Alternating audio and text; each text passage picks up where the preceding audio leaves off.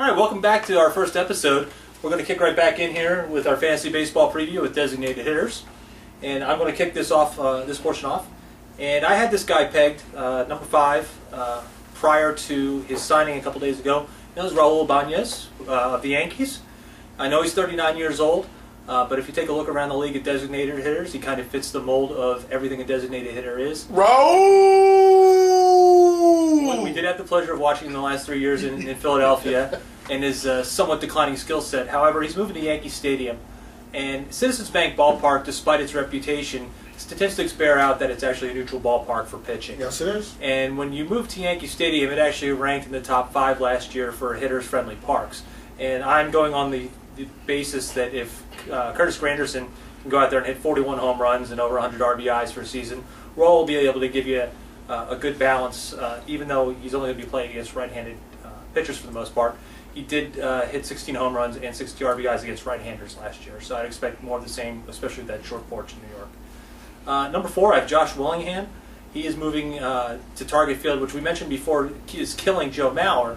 However, Josh Willingham is coming from another pitching-friendly ballpark in Oakland, where he still put up 29 home runs last year, along with 98 RBIs. He may not have the same output, but he's still going to be a very valuable asset for that Minnesota franchise. Yes, he will. Number 3, I've got Michael Young. Michael Young is just a consummate hitter. He's a guy who's going to go out and hit 300. He's going to give you anywhere between 10 and 15 home runs. He's going to drive in close to 100.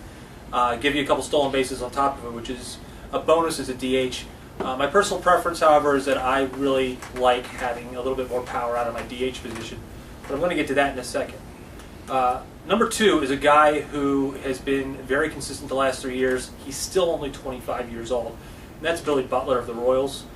He's still maturing as a hitter, yet he still put up 19 home runs and hit 95 RBIs on a Royals team last year.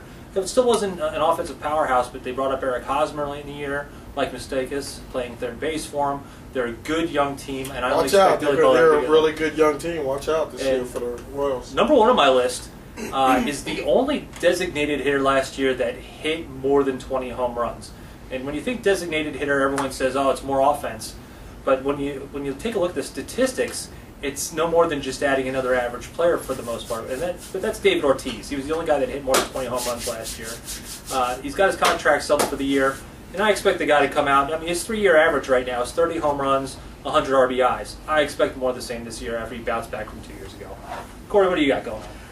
All right, I'm going to go from 5 back, same as Jeff. I'm going to start with a guy I think is going to have a good year, depending on where they put him.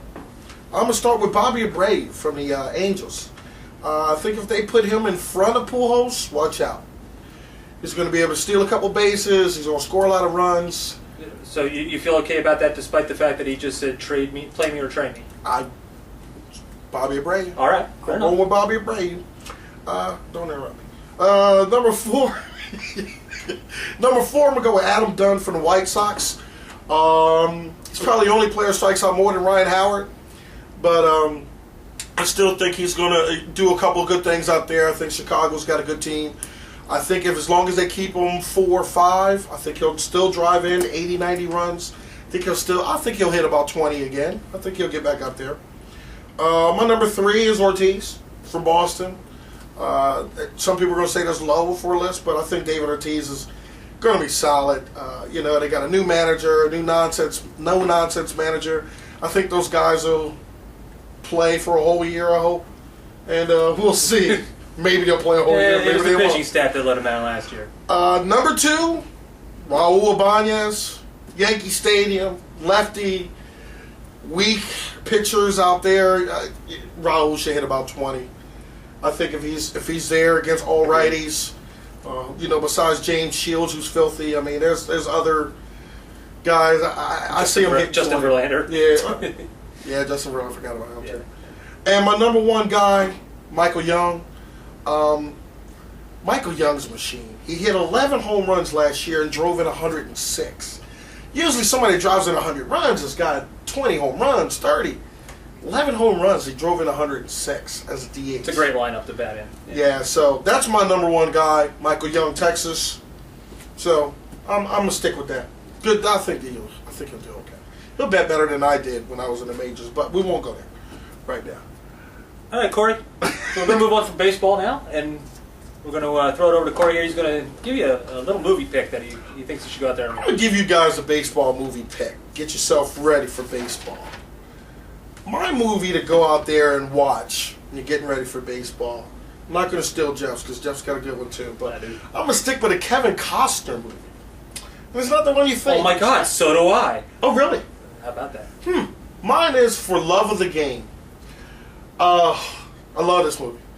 It's a sports movie, but it's kind of like a sappy love story too. But the lines in this movie, the baseball lines in this movie, it's are awesome. You know, a 260-year-old man that throws a no-hitter at Yankee Stadium. Perfect game. Perfect game. That's right. That's right. It's a perfect game. So Kevin Costner, For Love of the Game. That's my movie pick. Jeff? I'd throw it back to you, but I'm afraid they'd run me. Yeah, Marty would run me. Yeah, that's right. Yeah. My movie, in honor of pitchers and catchers reporting, is a story about a pitcher and a catcher, mostly the catcher, and that is Bull Durham. Another Kevin Costner film, along with Susan Sarandon, and of course her husband Tim Robbins, who's breathing through his eyelids. Got to make sure he's breathing through his eyelids. You ever seen anything more stupid than this guy over here? Breathing through his eyelids.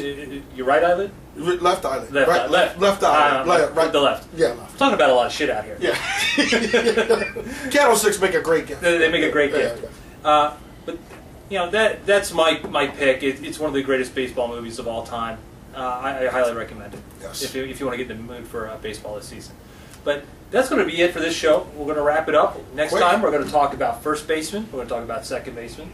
And Corey, we're going to take a visit to your Corey's Corner. It's time for Corey's Oscar picks on our next episode coming up in just a couple days. I have seen every damn movie that the Oscars is nominated. He has. Every damn movie. He did. I really did. Wow. It's exhausting. But I'm ready. I'm excited for that one. I'm excited for that one. And those of you astute viewers out there may notice there's a little post-it down here with a 1A, 1B. Al, that's not about you, so just get off your high horse. That's right, buddy. That's right. And one quick shout-out to the 2011 Transfield Titans. The chip. The West Norriton Co-Ed Softball Division A champions that we bought last year, but we don't care. No, we don't care. So here's to you until next time. All right, guys. Take care.